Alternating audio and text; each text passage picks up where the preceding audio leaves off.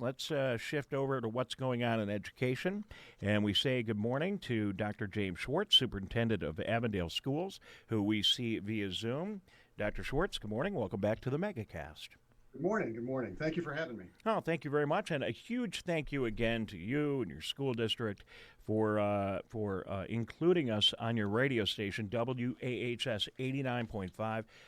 Without question, the most powerful community high school radio station in Oakland County. Covers a ton of territory, and we've really enjoyed being on there every day. And a huge thanks to you and your broadcasters, and that junior at Avondale High School, Logan, who gets us on the air every day. So thank you, thank you to him and to you, Dr. Schwartz. Yeah, thank you. So, all right, so we're a couple of weeks into it.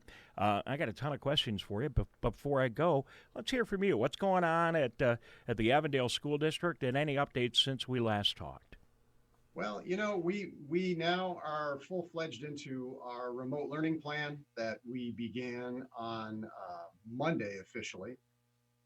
After last week, we went through about 5 days of professional development in which we brought teachers together remotely to engage in getting training on a consistent platform that we're using throughout the district. And for most folks, that's Google Classroom.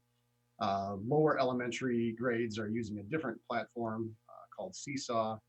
It's more developmentally appropriate for that age group, but everybody's getting used to the whole paradigm of remote learning. And so moving to a more consistent framework.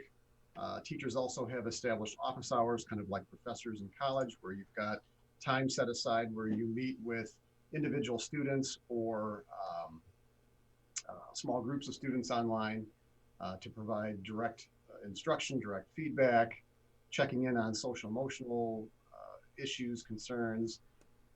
They also have designated time in their schedules through the week outside of those office hours where they're providing direct feedback for students. And then, of course, there's instruction that wraps around all of that throughout the week. So things have moved, I'll say, very well this week with that. Keeping in mind that, most teachers really did not have much in the way of experience in teaching online before this. Literally overnight, they've had to shift their paradigm and deal with the very uncomfortable in terms of teaching in a mode that they rarely have taught in or have never taught in.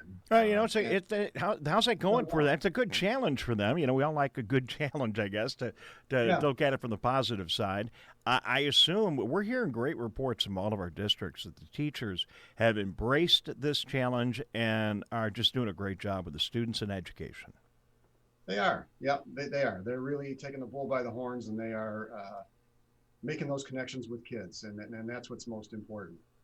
So yesterday we had the opportunity to talk to the admissions folks at Oakland University, and the universities around the state of Michigan all sent out a communication, both the public and the private institutions, distributing all their information, letting people know here's how they can get a hold of them if they have questions.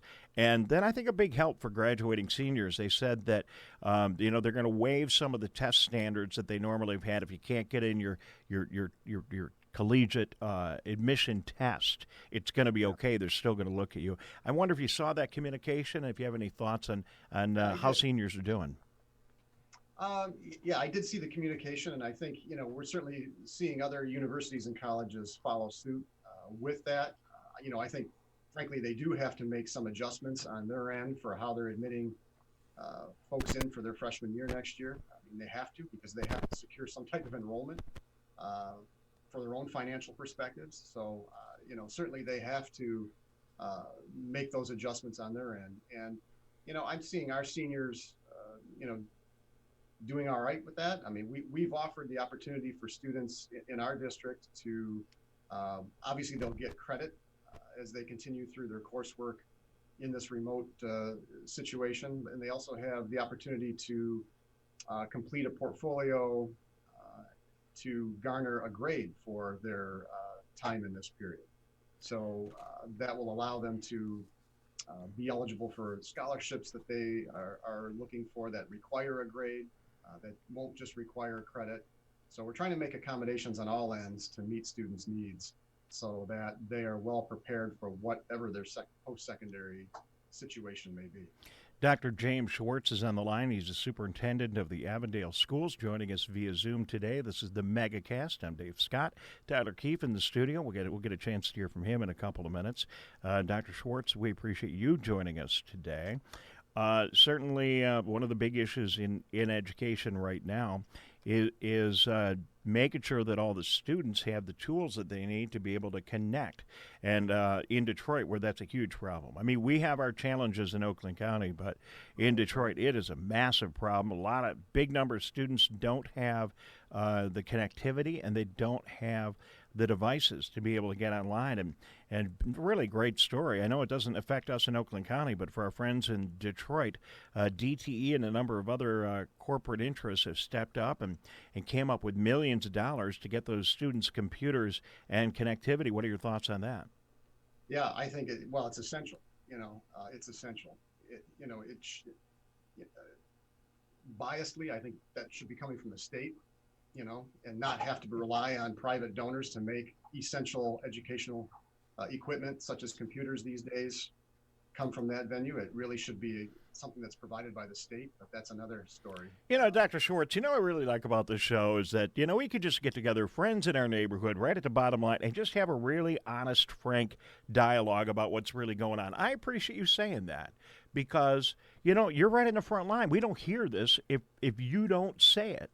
And, some people are so cautious and politically correct, they don't ever want to say anything. So thank you. Thank you for saying that. How are we doing in the Avondale School District? Are students there? Do they have the tools they need, or do we need to continue to work on that to get the tools out?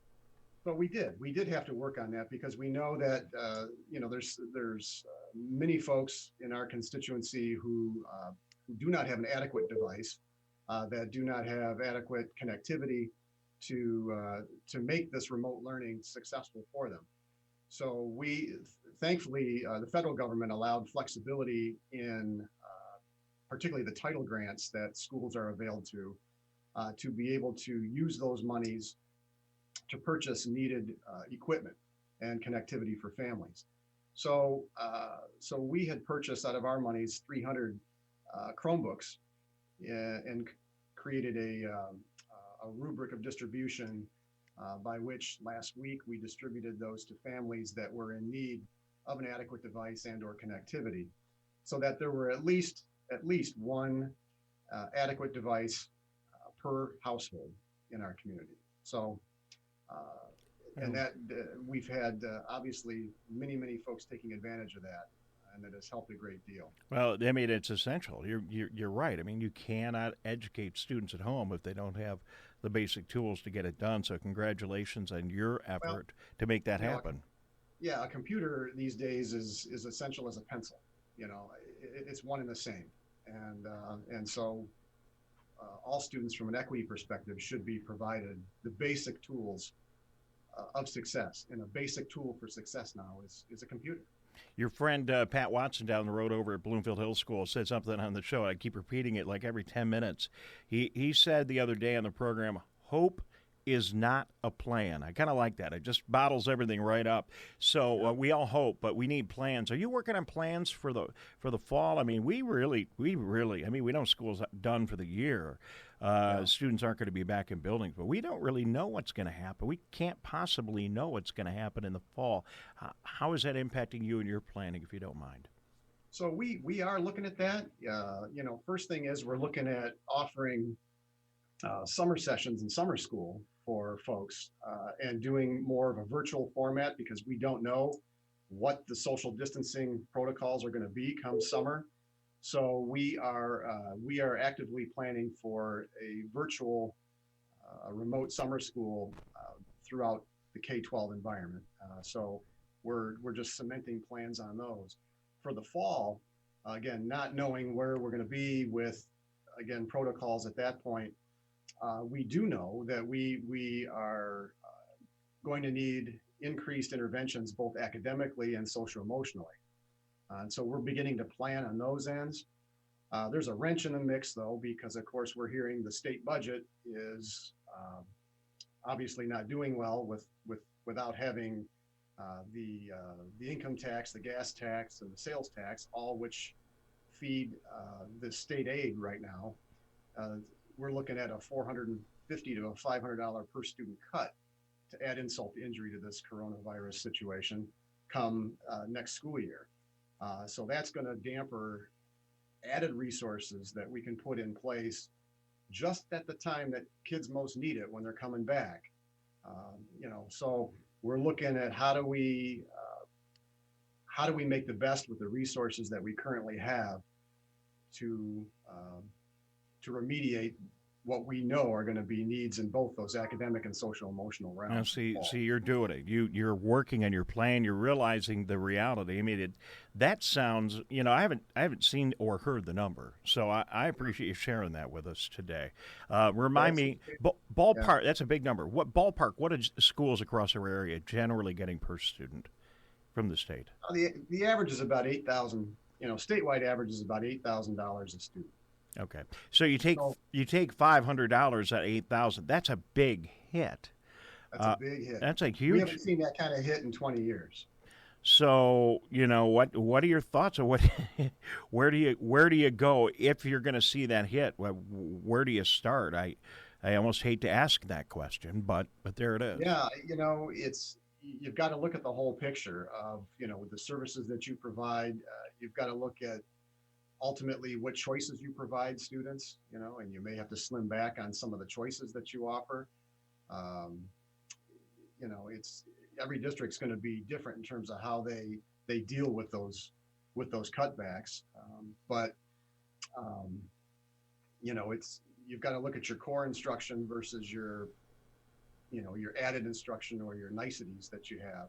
And you've got to, look at what you can pare back. Well, I mean, clearly the biggest, in my business, the biggest cost is people, and I'm sure that's the same thing in a school district. So, we're going to be looking at some teacher layoffs in the fall. I mean, just to be direct, don't you think?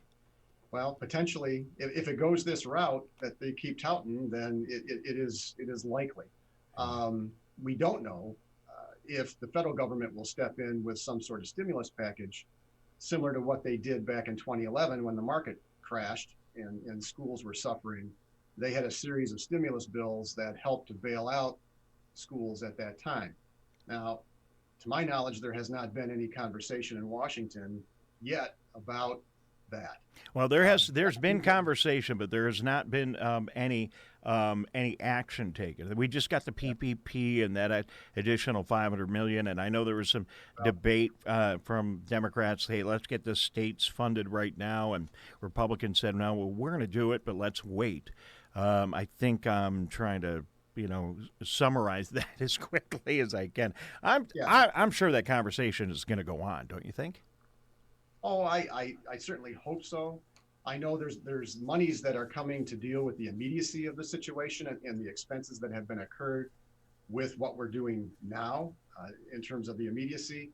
But when we're looking long term, the next fiscal year and the fiscal year to follow, which they feel will continue to have this ripple effect of consequences,